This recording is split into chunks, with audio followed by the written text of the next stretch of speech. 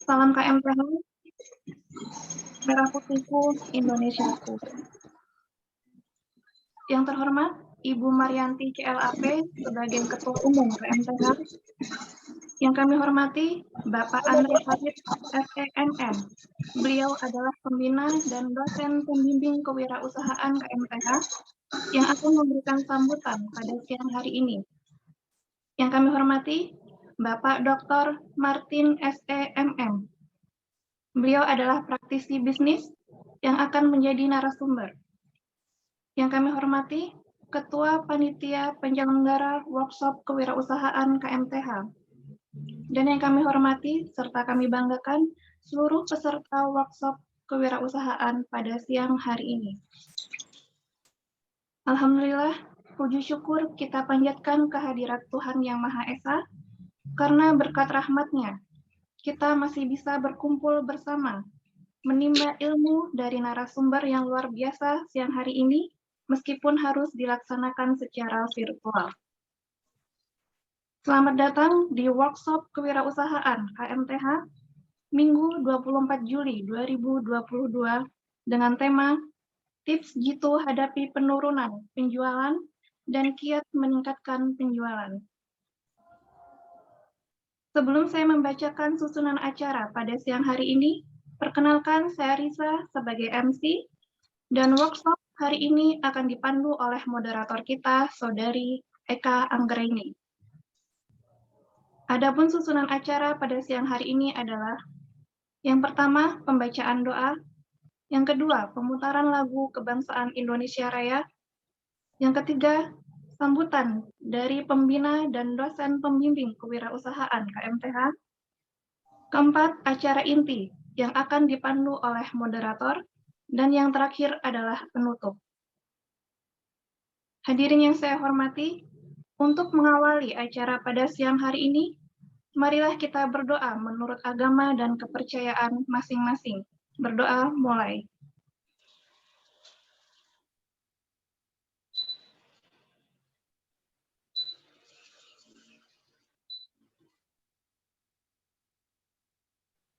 Berdoa selesai. Terima kasih. Semoga acara pada siang hari ini dapat terlaksana dengan lancar dan memberi keberkahan serta manfaat bagi kita semua. Amin. Hadirin yang kami hormati, untuk meneguhkan rasa kebangsaan kita kepada negara Republik Indonesia, mari sama-sama kita mendengarkan lagu Kebangsaan Indonesia Raya.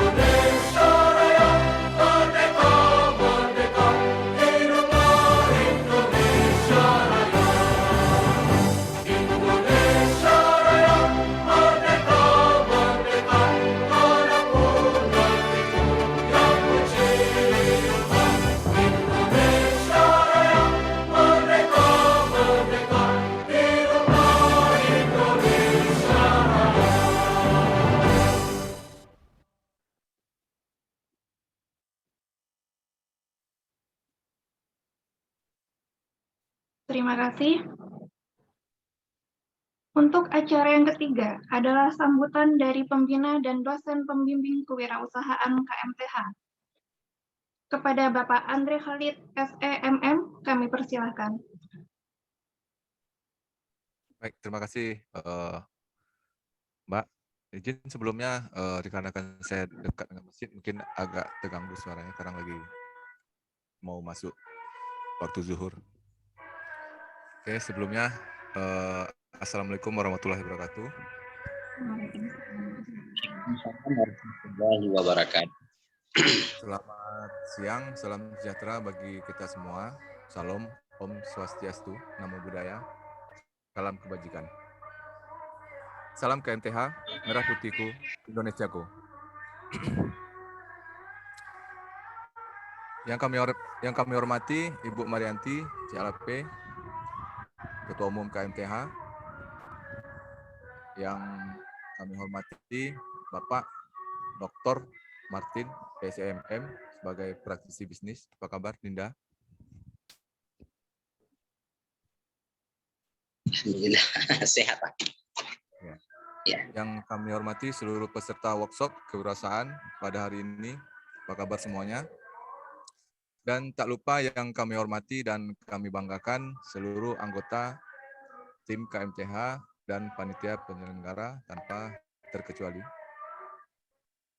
Puji dan syukur kami panjatkan kepada Tuhan Yang Maha Esa atas berkat dan karunia-Nya sehingga kita masih dapat mengikuti acara workshop kewirausahaan pada sesi 3 ini dengan tema tips jitu hadapi penurunan penjualan dan kiat meningkatkan penjualan, yang mana akan sedang berlangsung hari ini, Minggu 24 Juli 2022.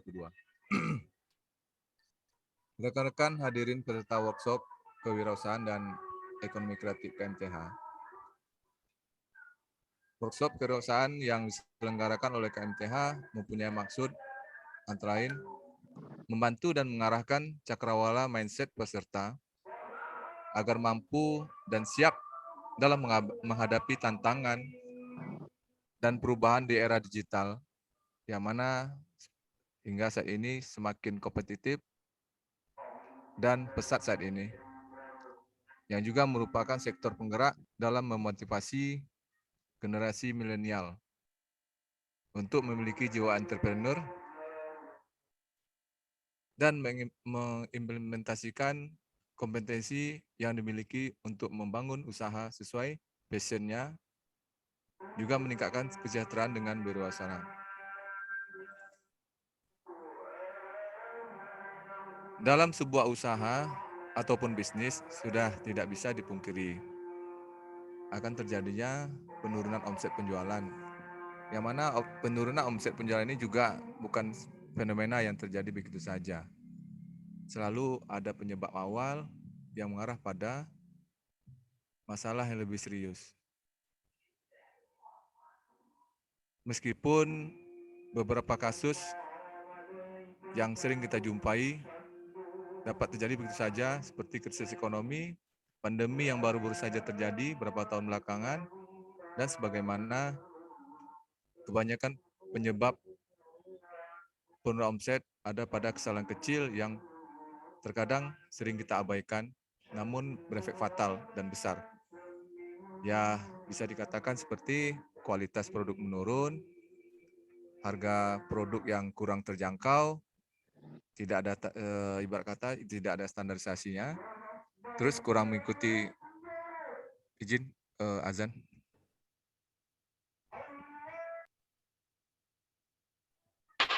Dulu sebentar Pak.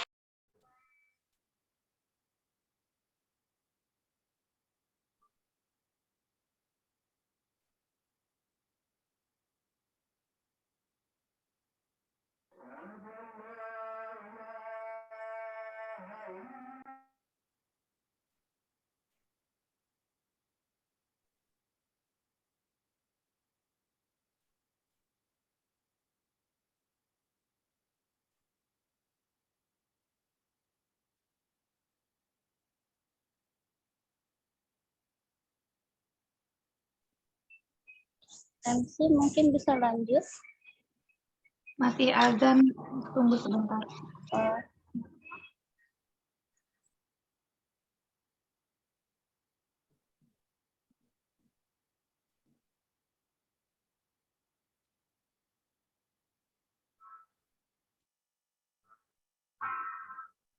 Youtuber Mohamed Hopun dan Mbak Iwo memberikan dana sejumlah 500 juta.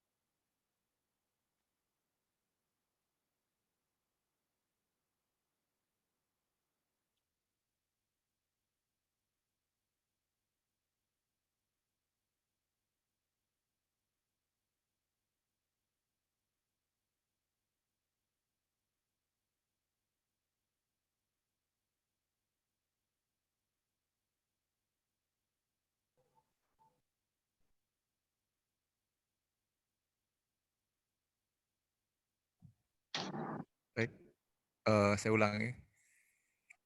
Terkadang penyebab omset menurun ada beberapa faktor, diantaranya kualitas produk menurun, harga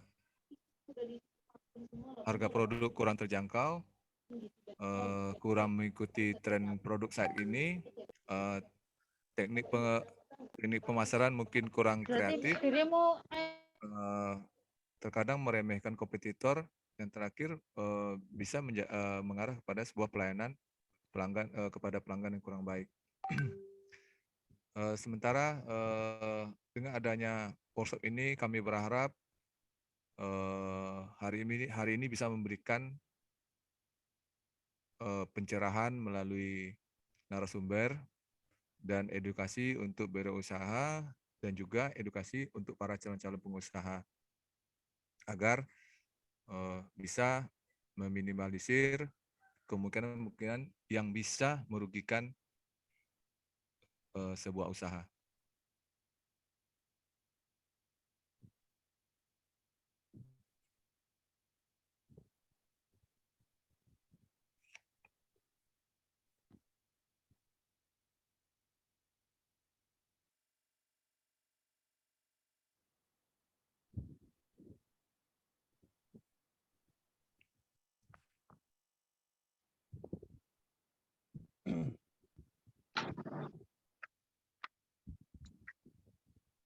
Ada tambahan lagi, Bapak?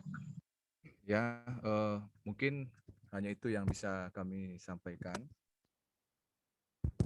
Kurang lebihnya, saya selaku pembina dan pembimbing pojok kewirausahaan dan ekonomi kreatif KMTH, dan atas nama KMTH, mohon maaf sebesar-besarnya apabila ada penyampaian kurang tepat, yang kurang berkenan bagi peserta semua. Pada intinya tetap semangat untuk belajar para calon-calon pengusaha. Keep going on and never give up.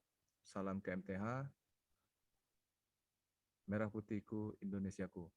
Akhir kata, wassalamualaikum warahmatullahi wabarakatuh. Untuk itu saya kembalikan kepada saudara MC. Terima kasih kepada Bapak Andre Khalid, FEMM, yang telah memberikan sambutan dan juga motivasinya kepada kita semua pada hari ini.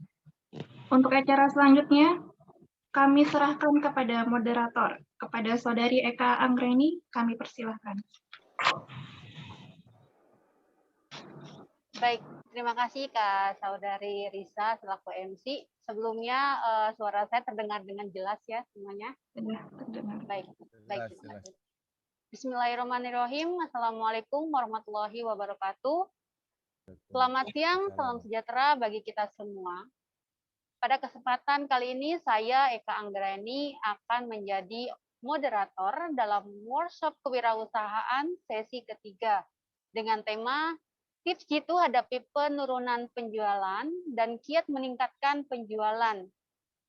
Minggu 24 Juli 2022.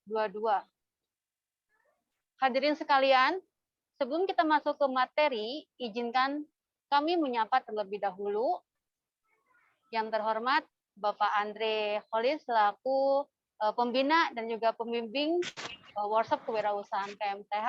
Terima kasih atas waktunya Bapak. Dan juga yang terhormat Bapak Dr. Martin SEMM.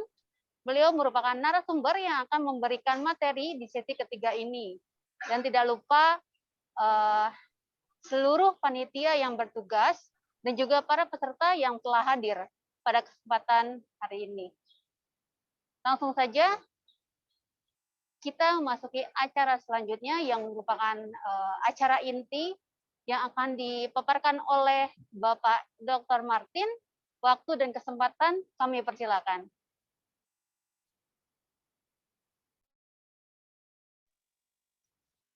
Baik, terima kasih kepada Ibu Moderator. Sebelumnya saya ucapkan Assalamualaikum warahmatullahi wabarakatuh. Selamat siang, salam sejahtera buat kita semua. Pertama-tama yang saya hormati Bapak Ketua Umum KMPH. Selanjutnya yang saya hormati Bapak Pembina selaku pembimbing dari KMPH ini yaitu Bapak Andre Khalid SEMM. Sama-sama memuliakan panitia peserta yang hadir pada hari yang berbahagia ini. Bagaimana disampaikan oleh moderator tadi bahwa saya diberi amanah untuk menyampaikan tips tentang bagaimana sih cara meningkatkan dan mempertahankan volume penjualan. Nah, jadi kita berbicara masalah penjualan, ya artinya tentu berbicara tentang aspek pasar. Nah, tadi saya sudah share materinya ya, mungkin mohon diapakan ya. Bisa agak sedikit dibesarkan Ibu mungkin.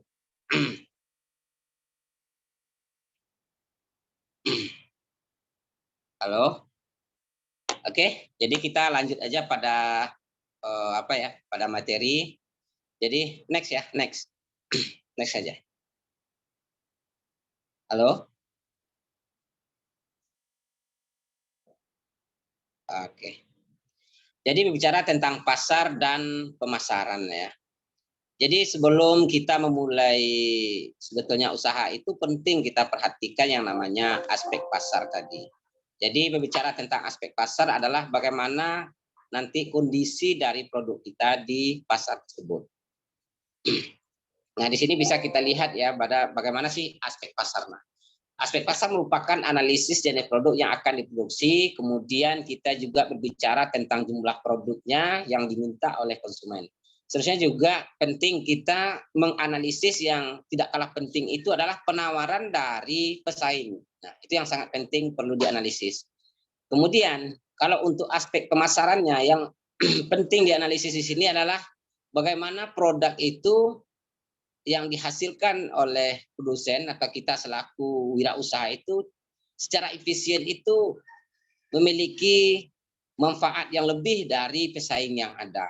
Itu yang penting kita perhatikan. Jadi dalam konsep pemasaran ini ada namanya filsafah ya, yang tidak harus kita pahami konsepnya. Yang pertama adalah jangan menjual produk yang dapat Anda buat. Nah, tetapi buatlah yang dapat Anda jual. Nah, jadi fenomena hari ini yang terjadi di para pelaku usaha kita, di mana mereka hanya mampu membuat satu produk, tetapi mereka tidak mampu menjualnya. Nah, di sini akan berefek pada wirausaha itu sendiri. Jadi sehingga memungkinkan terjadinya usaha itu tidak bisa berkembang dan tumbuh sebagaimana yang diharapkan oleh pelaku usaha. Nah, jadi penting yang pertama itu kita perhatikan aspek pasarnya dulu, kemudian baru aspek pemasaran. Nah, mungkin itu yang untuk aspek pasarnya. Jadi dengan adanya istilah jangan menjual produk yang dapat Anda buat, tetapi buatlah produk yang dapat Anda jual. Jadi merupakan ini salah satu filosofi yang mendorong kita itu harus lebih kreatif sebagai pelaku usaha. Nah, jadi kebanyakan kita sebagai fenomena ya yang terjadi umumnya di tengah-tengah masyarakat kita itu banyak pelaku usaha itu membuat produk yang homogen. Nah, jadi dari produk yang homogen ini kalau dari kita bicara tentang UMKM, usaha mikro, kecil dan menengah itu, yang mikronya itu banyak produknya yang sifatnya homogen sehingga sulit membedakan antara produk kita dengan produk orang lain. Nah, di sini penting nanti kita akan berbicara tentang yang namanya diferensiasi. Nah, perbedaan antara produk kita dengan produk lain. Bagaimana sih produk kita ini bisa dibedakan di pasar dengan produk yang terlalu homogen yang ada di pasaran. Nah, next ya. Di next saja. Oke, nih filsafahnya tadi ya. Next lagi. Next. Ya, nah. Jadi tujuan dari kita menganalisis aspek pasar dan pemasaran ini yang pertama adalah menganalisis permintaan atas produk yang akan dihasilkan. Nah, misalnya nih, kita mau produknya seperti sekarang ini seperti produk kuliner atau produk pakaian ya, fashion ya, atau produk lainnya. Jadi penting kita analisis permintaannya dulu. Seberapa besar sih pasar itu membutuhkan produk kita? Nah, itu tujuannya yang pertama. Yang kedua adalah menganalisis penawaran asas produk sejenis. Nah, jadi yang bicara kita tentang produk yang homogen tadi, maka penting poin yang kedua ini. Jadi kita perlu analisis dulu produk yang akan kita buat ini atau kita tawarkan ke pasar ini, apakah sudah ada nggak produknya sejenis di pasar? Nah, atau produk sejenis yang ada di pasar, sehingga kita nanti bisa melihat yang namanya masuk ke bauran pemasaran. Nah, nanti kita bahas sedikit tentang bauran pemasaran. Next ya. Jadi yang ketiga tujuannya adalah menganalisis ketersediaan rekanan atas pemasok faktor produksi yang dibutuhkan. Nah, jadi poin yang ketiga ini adalah bagaimana kita mampu menganalisis bahan baku yang akan kita jadikan sebagai bahan utama dari suatu produk. Jadi kebanyakan produk ini kita tidak melihat yang namanya ketersediaan rekanan tadi atau kesediaan bahan baku tadi, sehingga di saat produk kita sudah mulai dikenal, kemudian pasar sudah mulai tumbuh ya, nanti kalau ketersediaan bahan bakunya tidak mencukupi, otomatis tentu menimbulkan yang namanya kekecewaan di pelanggan kita. Nah, penting sebelum kita membuat produk itu penting kita analisis dulu ketersediaan bahan bakunya. Siapa sih yang akan kita jadikan rekanan? Bagaimana kesediaan bahan bakunya dan selain-lainnya itu penting kita perhatikan. Yang keempat adalah menganalisis ketepatan strategi pemasaran yang digunakan. Nah, baru kita masuk ke strategi. Setelah kita menganalisis permintaan produknya, kemudian kita lakukan analisis penawaran produk pesaing, kemudian kita analisis lagi ketersediaan bahan baku untuk produk yang kita buat. Yang keempat itu adalah menganalisis ketepatan strategi pasar. Nah, ini yang ujung tombak dari produk itu sendiri sebetulnya. Jadi kembali ke filsafat tadi, kebanyakan orang tidak mampu, hanya mampu membuat produk tetapi tidak mampu menjual. Nah, artinya dia aspek yang keempat ini tidak dimanfaatkan, dia tidak memahami yang namanya konsep atau strategi pemasaran tersebut. Nah, ini yang penting kita perhatikan di sini. Lanjut ya. Jadi pada aspek pasar ini Nah, yang keempat, setelah kita analisis, artinya sudah oke. Yang keduanya penawaran juga sudah kita lihat produk sejenisnya seperti apa, sehingga kita mampu melakukan diferensiasi. Kemudian ketersediaannya juga sudah kita analisis, masuk ke analisis pasar. Nah, jadi hal yang perlu dipahami pada pasar dan pemasaran itu yang pertama ada yang namanya strategi bauran pemasaran atau dengan istilah 4P. Yang pertama itu ada namanya produk. Nah, jadi produk ini adalah sesuatu yang ditawarkan ke pasar untuk mendapatkan perhatian, pembelian, pemakaian, atau konsumsi yang dapat memenuhi keinginan. Nah, berbicara tentang produk ini adalah berbicara tentang yang akan kita tawarkan ke pasar tersebut. Nah, jadi penting nih produk kita ini jenisnya itu apakah sifatnya itu kita itu monopolistik di pasar atau sifatnya itu homogen tadi. Jadi kalau kita tentukan, kalau monopolistik ya kita enak menentukan harga. Tetapi kalau untuk sifatnya homogen, sudah banyak yang berada di pasar, otomatis tentu kita membutuhkan strategi produk baru. Misalnya kita bikin misalnya packagingnya yang sangat baik, kemudian kita perhatikan nanti masalah cita rasanya, masalah quality ya, kemudian juga berat produknya seperti apa, kemudian apa sih menjadi pembeda produk kita dengan produk lain. Jadi ada butuh yang dituntut namanya jika produk itu homogen dituntut kita lebih inovatif terhadap produk kita tadi. Mungkin kita bikin perbedaan-perbedaan ya, cita rasa yang berbeda kalau jenis dari makanan atau kuliner ya.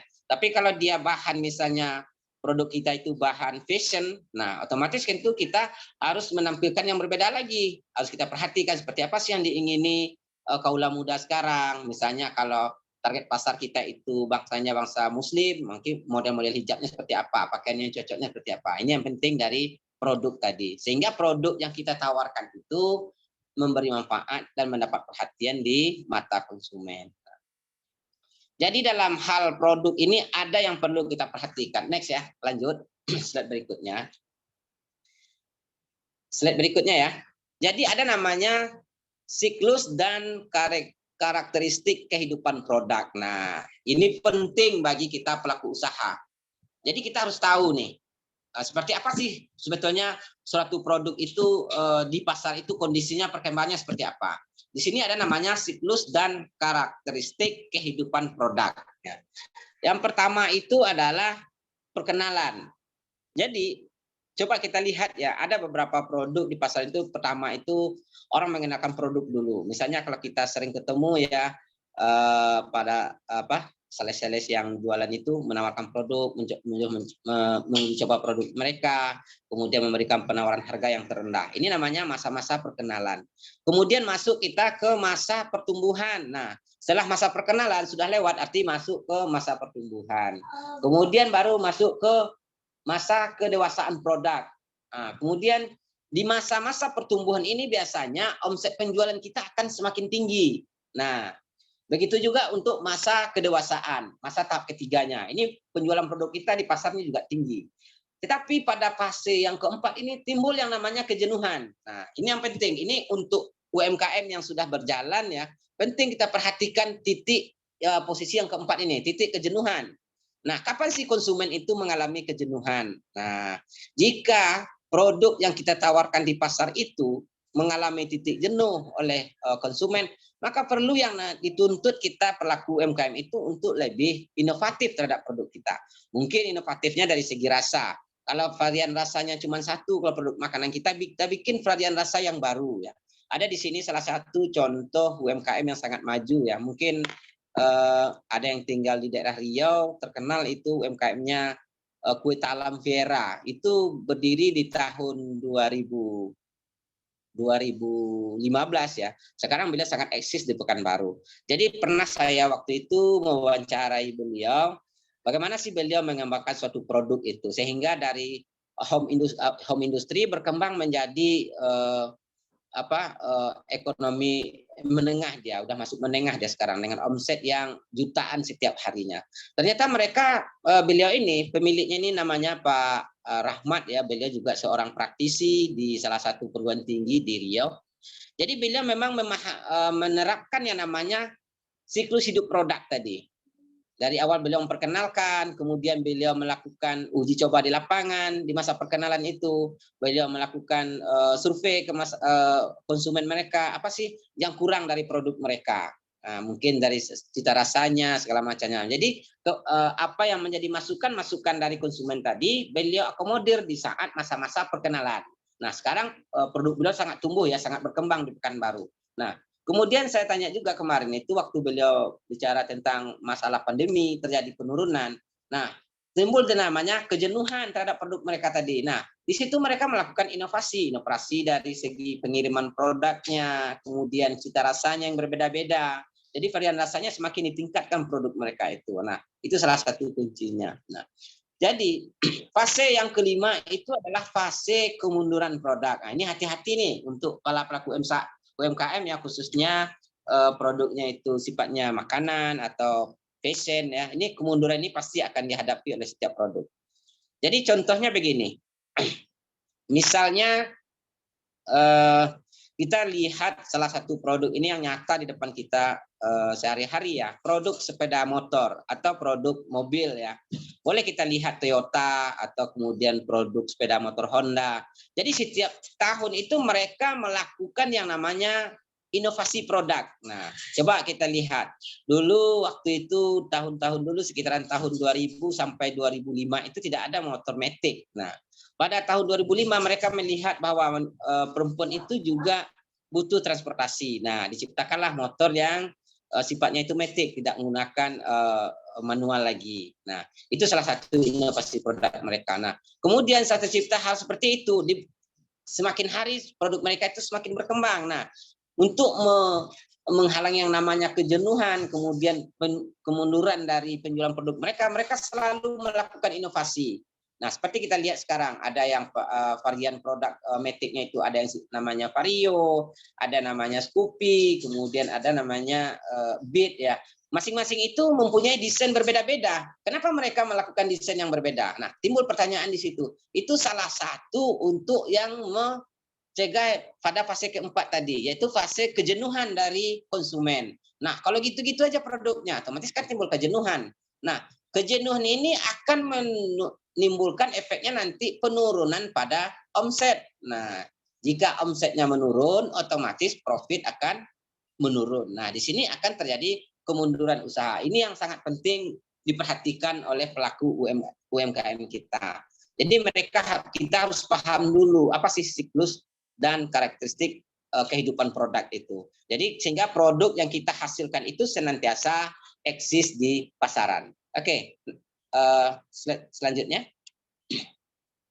Ini ya, ini tahapannya seperti ini. Penjualan rendah, kemudian pertumbuhannya di masa pertumbuhan itu dia penjualannya semakin cepat. Kemudian dari sisi keuntungan dia di masa perkenalan itu biasanya keuntungan relatif negatif ya, artinya bahkan tidak ada untung sama sekali. Nah, kemudian kalau masa perkenalan juga sedikit karena produk baru ya. Kemudian bicara tentang strategi, ya ini masih masalah promosi. Jadi pada tahap perkenalan tadi, itu promosi harus ditingkatkan. Apakah itu melalui media cetak atau melalui media elektronik. Nah, untuk di masa pertumbuhan, itu biasanya untuk penjualnya akan semakin cepat, kemudian keuntungan akan sedikit meningkat, kemudian pesaing juga meningkat. Nah, di masa pertumbuhan suatu produk, jika produk kita sudah dikenal, orang akan selalu meniru produk kita. Ini sering terjadi nih. Di negara kita ya, khususnya di Indonesia ini sering terjadi duplikasi produk, terutama untuk produk-produk yang sifatnya homogen. Nah, jadi hati-hati juga nih kita. Jadi untuk strategi bagaimana? Nah, perhatikan masalah distribusinya. Kemudian kedewasaan. Pada fase kedewasaan ini penjualan biasanya semakin naik, kemudian juga keuntungan semakin tinggi. Namun pesaing akan semakin banyak. Nah, kemudian strateginya seperti apa? Adalah berbicara tentang strategi harga. Nah, perlu kita namanya reevaluasi masalah harga produk kita tadi. Nah, pada fase kejenuhan ya, ini untuk penjualan, nah ini tidak ada lagi mengalami pertumbuhan, kemudian tinggi tapi tidak ada pertumbuhan untuk keuntungan, kemudian banyak tetapi tidak ada pertumbuhan. Artinya untuk pesaing sudah sudah tidak mengalami pertumbuhan juga. Nah, strateginya apa? Nah, strateginya yang penting itu adalah harga dan produk. Nah, ini dia. Jadi yang poin yang penting itu adalah strategi tadi. Kita berusaha ini posisinya sekarang di mana? Apakah masih pemula, kemudian atau sudah mengalami pertumbuhan, atau usaha kita sudah berlangsung lama, atau mulai kita melakukan titik kejenuhan atas produk. Itu kita ketahui dari customer kita atau pelanggan kita itu sendiri. Jadi strategi ini sebetulnya masalah tips ini ya tergantung kondisinya.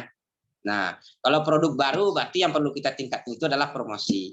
Nah, kalau produk kita sudah dikenal orang, strateginya yang perlu kita tingkatkan itu adalah bicara masalah distribusi. Nah, artinya bagaimana barang ini cepat sampai ke konsumen dan di mana mereka bisa mendapatkannya. Outlet mana misalnya di Indonesia ya banyak Indomaret, Alfamart atau outlet lainnya yang masyarakat itu mudah menjangkau produk kita jika posisinya sudah pertumbuhan.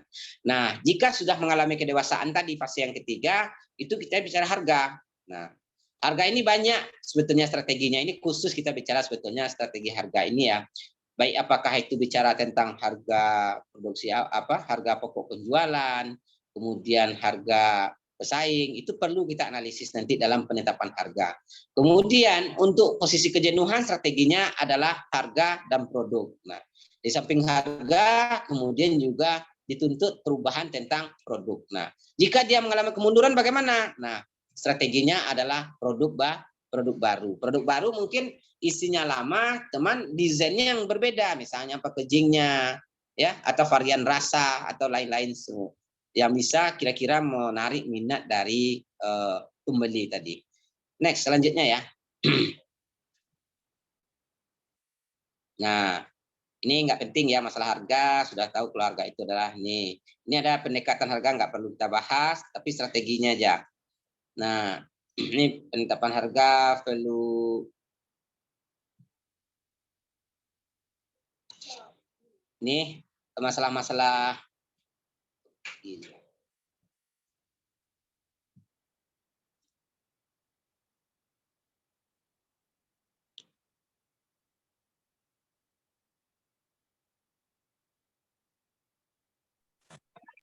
Halo? Masih kedengaran saya di sana? Masih Pak. Lanjut. Masih.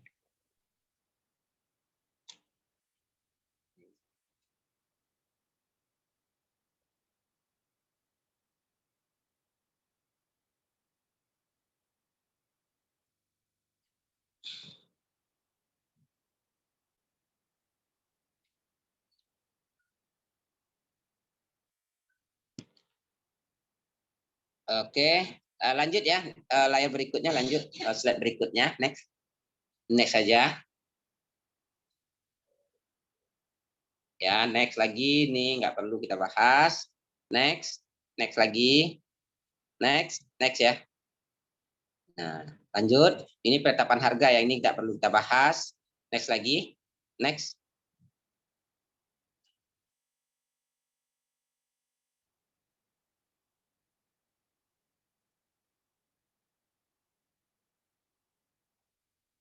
Jadi ini ya masalah 4P tadi ada di situ harga, kemudian ada promosi ya. Nah, jadi promosi ini bisa melalui iklan, media cetak dan lain-lainnya ya. Ini. Nah, ini masuk next lanjutnya ya. Slide berikutnya. Kita masuk ke terus lanjut. Ini nggak usah kita bahas. Terus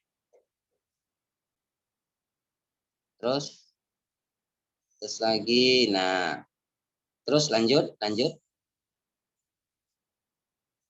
lagi. Ini masalah pendistribusian barang kita nggak bahas ya. Nah, ini dia. Jadi kalau kita bicara tadi tentang pasarnya sudah ya masalah 4P ya. Jadi kita masuk kepada strategi pemasarannya. Kalau pasarnya kita bicara tentang produk, kemudian kita bicara tentang harga, kemudian kita bicara tentang tempatnya di mana mereka bisa dapatkan produk kita, yang keempat bicara tentang promosi ya.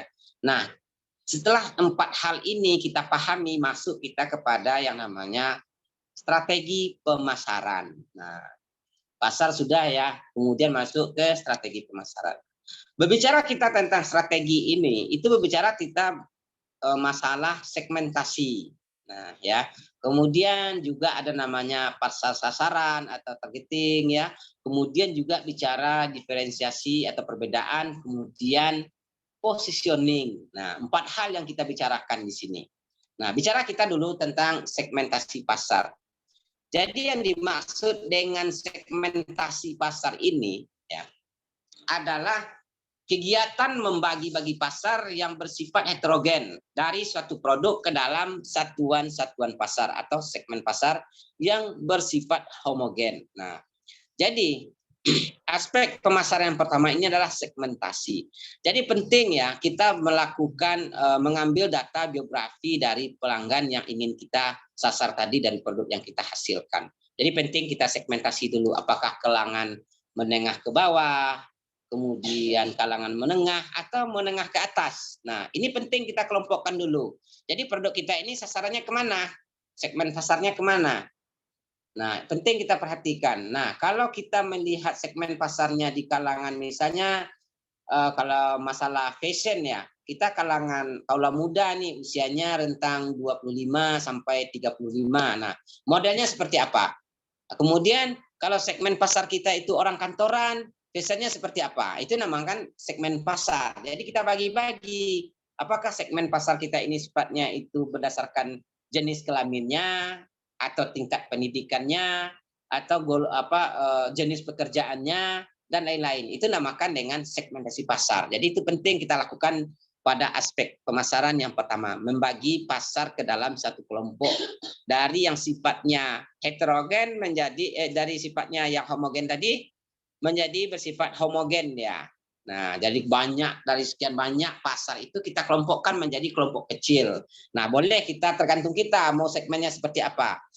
Jadi seperti yang dijelaskan tadi bisa berdasarkan jenis kelamin misalnya, bisa berdasarkan usia, bisa berdasarkan tingkat pendidikan, bisa berdasarkan pada jenis pekerjaan mereka. Nah, itu namanya segmen pasar. Nah, kemudian lanjut ya, slide berikutnya. Nah, ini dia. Segmen itu bisa dibagi atas berdasarkan segmen pasar geografis ya, kemudian demokrasinya, kemudian psikografinya. Nah, ini dia. Segmen pasar berdasarkan atas lokasi, daerah penjualan, ya, segmentasi pasar berdasarkan umur dan lain-lain dapat dibahas tadi juga ya. Kemudian segmentasi berdasarkan psikografis. Nah, berdasarkan faktor-faktor kepribadian, sikap, opini dan gaya hidup. Nah, lanjut untuk segmentasi pasar lanjut. Next ya.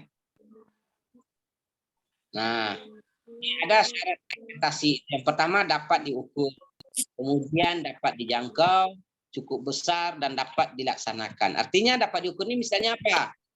Mampu memiliki misalnya daya beli dan profil segmennya jelas. Kemudian jika dijangkau artinya dapat dilayani secara efektif. Artinya produk kita ini mudah didapatkan nantinya.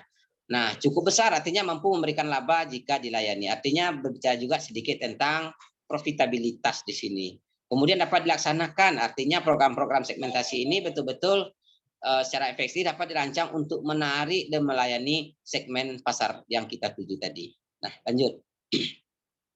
Nah, yang kedua, lanjut ya. Untuk aspek pemasaran yang kedua aspek pemasarannya adalah pertama tadi segmen pasar, kemudian penetapan pasar sasaran atau diistilahkan dengan targeting ya. Targeting ini. Jadi pemilihan pasar sasaran, nah itu pemilihan pasar sasaran dari kumpulan pembeli dengan kebutuhan atau karakteristik serupa yang akan dilayani. Ini penting nih, pasar sasaran. Setelah kita segmen pasarnya, kita pisah-pisah berdasarkan demografi, psikologisnya tadi ya. Kemudian kita menetapkan namanya pasar sasaran. Kita pilih salah satunya. Dari mana nih kita ambilnya? Misalnya kita ambil segmen pasarnya dari sisi geografisnya.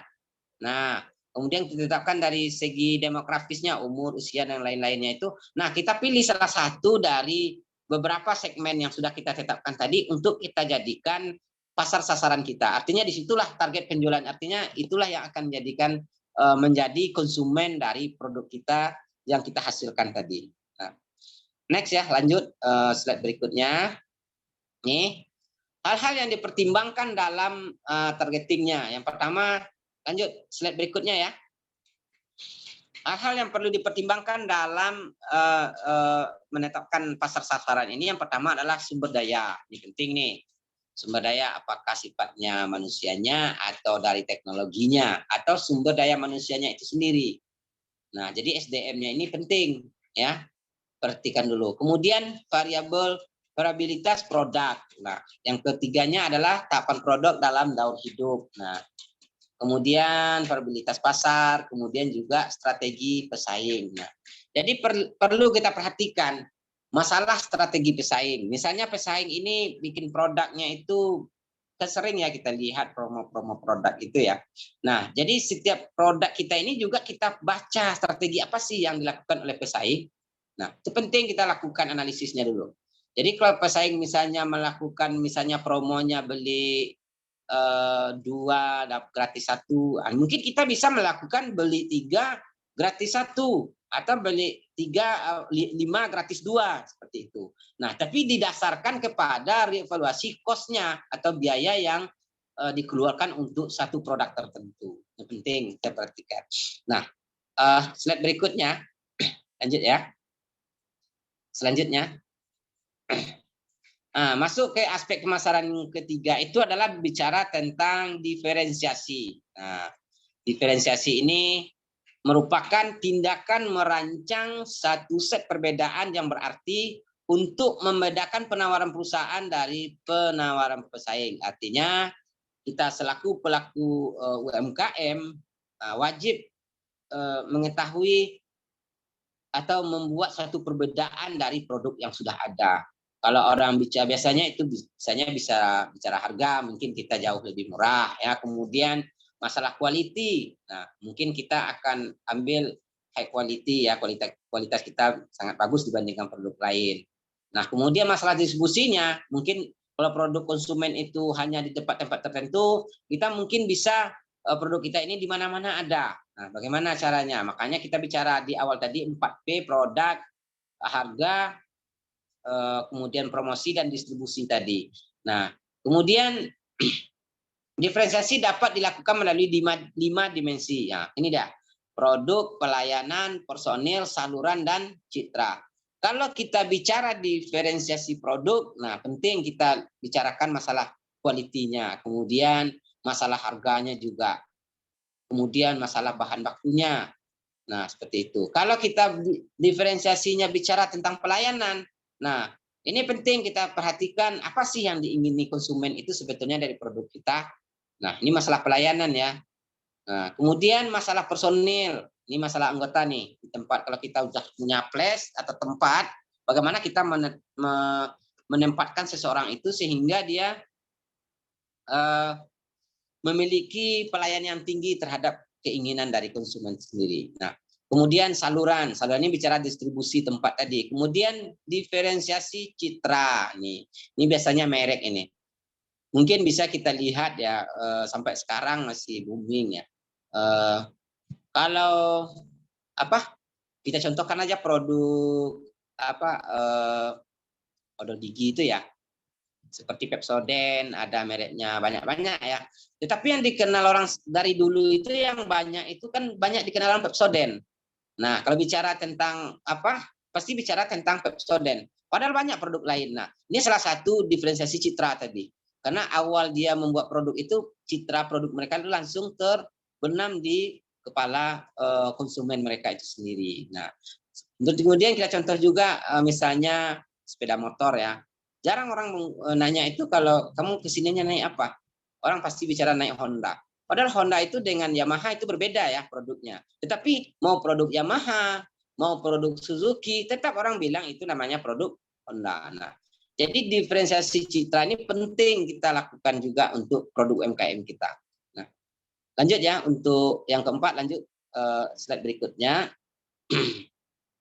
Nah, positioning. Nah, setelah diferensiasi, setelah segmen, setelah pasar sasaran, kita adakan perbedaan ya dari citra segala macamnya, dapatlah namanya positioning. Nah, artinya kita mendapat tempat di pasar. Jadi positioning ini merupakan tindakan merancang satu set perbedaan tindakan merancang penawaran dan citra perusahaan sehingga menempati satu posisi kompetitif yang berarti dan berada dalam benak pelanggan sasarannya. Nah, seperti contoh produk sepeda motor tadi ya. Nah, oke, lanjut. Ini dia. Jadi positioning ini bisa kita lakukan melalui beberapa tahapan ya, dari sisi produk tadi. Misalnya dari atribut, kemudian dari sisi manfaat, kemudian masalah harga atau kualitas. Jadi penggunaan dan penerapan, kemudian pemakaian, kemudian positioning pesaing, kemudian dari segi kategori produk. Nah, bisa jadi dari atribut kita ambil positioningnya. Bisa jadi kita bicara dari manfaat. Jadi produk kita ini lebih manfaat, multi manfaat dibandingkan produk yang ada. Kemudian kalau kita mengambil posisinya dari sisi harga, mungkin harga kita jauh lebih murah dibandingkan produk yang beredar di pasar. Nah, kalau kita tinjau dari positioningnya dari quality atau kualitas, artinya mungkin produk kita ini dua harganya lebih murah, kemudian juga kualitasnya juga lebih dibandingkan produk yang ada, lebih berkualitas ya. Nah, kemudian jika dari sisi penggunaan, mungkin produk kita ini kalau kita berupa tools, produk kita alat-alat misalnya ya, mungkin penggunanya kita lebih mudah, lebih kepada multifungsi dia. Nah, kemudian pemakai, kemudian pesaing. Nah, dari sisi positioningnya dari sisi pesaing. Nah, kemudian menurut kategori produk. Nah, ini dia penting ya. Jadi lanjut. Jadi bahannya sampai di situ aja. Oke. Mungkin untuk presentasi kita hari ini mungkin itu yang dapat saya sampaikan. Mungkin karena waktu terbatas saya menyampaikan juga tidak terlalu cepat ya. Mungkin kalau ada pertanyaan nanti silakan melalui moderator kita dan saya kembalikan kepada moderator. Terima kasih atas segala perhatiannya. Selamat siang, salam sehat buat kita semua. Oke, silakan Ibu moderator lanjutkan. Baik, terima kasih Bapak Martin atas pemaparan materi yang sudah disampaikan. Semoga apa yang telah dipaparkan bisa menjadi ilmu, pengalaman untuk kita semuanya tentunya, amin. Hadirin sekalian, sampailah kita di sesi tanya jawab yang ditunggu-tunggu. Kita langsung cek siapa tahu ada pertanyaan dari teman-teman.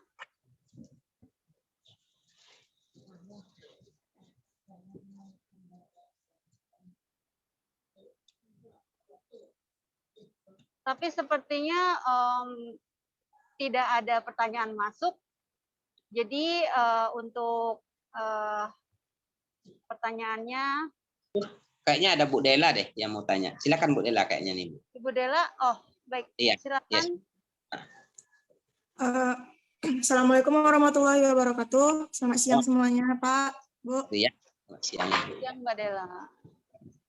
Perkenalkan, nama saya Dela Oktaviani. Saya mahasiswa dari Institut Master Pekanbaru.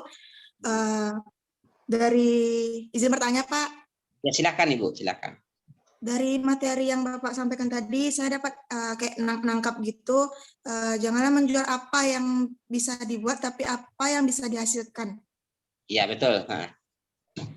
Menurut Bapak, jenis usaha apa yang cocok untuk anak muda saat ini? Baik itu dilihat dari modal yang sesuai dengan kantong mahasiswa seperti saya, dan langkah apa yang berpotensi untuk dapat meningkatkan usaha tersebut, Pak. Sekian, terima kasih. Nah, baik, terima kasih Mbak. Langsung ditanggapi Bapak. Ya, oke. Terima kasih kepada siapa namanya Bu Dela ya? Mbak Dela. Masih Pak Dela ya. Kalau ke sekarang ya, kalau kita lihat ya, banyak sih peluang usaha yang bisa kita lakukan, terutama kaula muda ya, banyak sebetulnya. Jadi perlu kita membaca tentang literatur kewirausahaan. Mbak Dela nanti sambil kuliah dia lihat literatur tentang kewirausahaan. Nah, kalau saat ini yang lagi booming itu saya lihat adalah produk kuliner ya, yang booming. Tapi kulinernya itu produk-produk yang mungkin dipasarkan secara online saja karena sesuai dengan kantong kita ya. Misalnya produk-produk kuliner, misalnya makanan-makanan yang sifatnya itu home industry, misalnya kue, snack-snack ringan ya, yang bisa cepat dapat memberikan manfaat tepat guna bagi konsumen. Jadi kalau kita strateginya, saya lihat sekarang makanan itu masih booming ya. Mungkin Bu Dela tinggalnya di mana? Di daerah Pekanbaru ya? Ya, ngekos di Pekanbaru, Pak. Pekanbaru. Bu Dela tentunya sudah jalan-jalan di Pekanbaru dong, kalau tinggalnya di Pekanbaru ya. Nah, jadi kita produk yang tumbuh di Pekanbaru itu sekarang kita lihat sekitaran Arifin Ahmad ya. Di Arifin Ahmad itu apa yang Bu Dela lihat, perhatikan di Arifin Ahmad, sekitaran Arifin Ahmad itu? Kebanyakan kafe sih, Pak. Orang buka kafe atau apa gitu. Kuliner ya. Nah, mungkin kira-kira kita bisa menjual produk makanan yang mungkin bisa kita titipkan. Sifatnya itu konjungsi, barang konjungsi di kafe-kafe tersebut. Misalnya kita ada nih di tempat saya ya, beliau ini bergerak di bidang packaging makanan. Mereka tidak memproduksi, tapi yang produksi itu ada home industri ya, rumahan. Kemudian dia hanya melakukan packaging aja, tetapi memiliki nilai jual yang lebih. Kenapa? Kalau orang dari rumahan itu dari segi packagingnya itu biasa-biasa saja, tetapi beliau memahami konsep masalah packaging tadi, lakukan diferensiasi, jadi sudah produk ya dari packagingnya, beliau menitipkan di marketplace yang ada di Kota Pekanbaru. Sekarang dia sangat tumbuh dan berkembang. Jadi kalau kita mahasiswa, kita bisa lakukan itu. Kita tidak perlu modal banyak, tetapi kita lakukan yang namanya sistem pakai packaging aja. Misalnya kita cari produk. Bu Dela aslinya dari mana? Gimana, Pak? Asalnya dari mana, Bu Dela? Dari Teluk Kuantan. Orang dari Teluk Kuantan. Teluk Kuantan. Nah, ini kita bicara pengalaman sedikit ya, mungkin bagi para audiens ya, mengacu kepada pengalaman. Saya punya teman nih. Beliau ini berasal dari Inhil Rengat Temilahan ya. Temilahan ya. Inhil Temilahan ya. Jadi beliau ini di sana kan ada keripik udang itu. Keripik udang kayak macam kecil-kecil ya, besar-besar nih dia kerupuknya. Dulu itu produk itu nggak dikenal. Amplang maciku. Pernah dengar amplang maciku? Belum, Pernah Bu Dela? Belum pernah coba amplang maciku. Jadi amplang maciku itu yang promosikan dulu teman saya tuh. Jadi beliau ini tinggal di Inhil, kemudian beliau lihat produk mereka itu tidak begitu dikenal oleh masyarakat. Nah, beliau bawa ke Pekanbaru, kemudian beliau bikin satu packaging baru dari produk tersebut, sehingga beliau titipkan di marketplace yang ada di beberapa tempat di Pekanbaru. Sekarang produk itu sangat laku di pasar, sehingga beliau ini tidak menggunakan modal yang banyak. Awalnya sedikit aja, modalnya nggak terlalu banyak, kata beliau, nggak menghabiskan uang jutaan rupiah. Kalau nggak salah itu sekitar 500 sampai 600 ribu aja katanya awalnya itu. Jadi produk produk lokal tadi yang tidak dikenal masyarakat ini beliau bawa ke Pekanbaru sehingga dikenal. Sekarang produk itu penjualnya sangat tinggi. Nah, mungkin Bu Dela bisa lakukan itu selaku mahasiswa. Kalau Teluk Kuantan, apa sih produk makanan khas daerah situ yang kita bisa bawa ke kota. Nah, saya yakin itu seperti pusat oleh-oleh di Pekanbaru ini mau menerima seperti kue talam Vera ya, itu mau menerima produk yang sifatnya itu ada ciri khas lokalnya. Mungkin Bu Dela coba lakukan itu. Kantongnya tidak terlalu mengorek kantong yang terlalu besar, kemudian profitnya sangat besar gitu loh. Saya melihat teman saya itu tumbuh kembangnya sangat besar sekarang. Beliau itu ada mengisi di beberapa marketplace yang ada di Pekanbaru. Nah, itu aja Bu Dela. Baik. Dari contoh ini mungkin belajar ya dari pengalaman tadi ya untuk mahasiswa.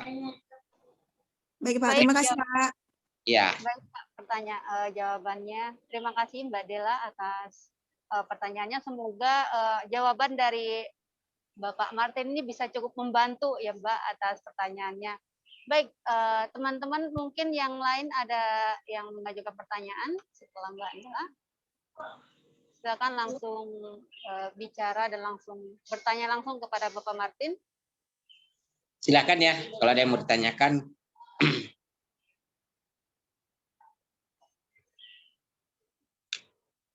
Di room chat sepertinya tidak ada pertanyaan. Saya cek. Ini audiens kita ini khusus mahasiswa ya Ibu ya? Oh enggak Pak, di sini kita ada mahasiswa, ada juga para pekerja migran Hong Kong, Taiwan, yang di Indonesia juga banyak. Jadi ini terbuka untuk umum juga gitu Pak. Baik teman-teman, jika tidak ada pertanyaan, mungkin demikian tadi pemaparan materi di sesi ketiga ini. Jika masih ada pertanyaan yang belum sempat disampaikan pada hari ini, silakan bisa langsung bertanya dan didiskusikan di ruang grup WA yang sudah tersedia. Terus kami akan membantu menyampaikan pertanyaan-pertanyaan tersebut kepada narasumber yang bersangkutan. Saya selaku moderator mohon undur diri. Akhir kata, wabillahi taufiq wal hidayah. Wassalamualaikum warahmatullahi wabarakatuh. Tetap jaga kesehatan, ikuti protokol kesehatan pemerintah, dan tetap semangat. Terima kasih. Salam KMTH Merah Putihku Indonesiaku. Saya kembalikan kepada MC. Terima kasih Saudari Eka Anggraini. Sebelum kita tutup acara pada hari ini, izinkan kami dari panitia menyerahkan sertifikat kepada narasumber secara simbolis sebagai ucapan terima kasih kami telah berbagi ilmu kepada kami semua hari ini. Silakan panitia. Baik, sertifikat ini kami serahkan kepada Bapak Dr. Martin SEMM sebagai narasumber workshop kewirausahaan KMTH dengan tema tips jitu hadapi penurunan penjualan dan kiat meningkatkan penjualan Hong Kong 24 Juli 2022. Terima kasih Bapak atas kehadiran serta ilmunya pada siang hari ini. Ya, sama-sama Ibu ya.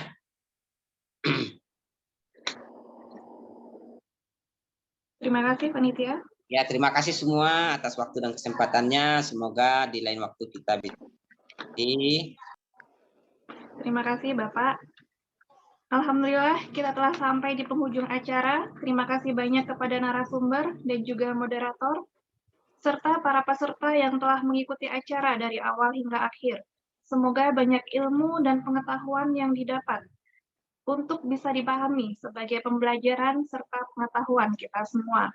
Atas nama seluruh panitia penyelenggara, kami memohon maaf apabila terdapat kesalahan tutur kata ataupun sikap dari kami. Wabillahi taufiq wal hidayah. Wassalamualaikum warahmatullahi wabarakatuh. Salam KMTH Merah Putihku Indonesiaku. Baik, terima kasih Pak Martin, terima kasih teman-teman semuanya atas kehadiran di sesi ketiga ini. Sampai jumpa di minggu depan. Ada sesi foto bersama, Kak.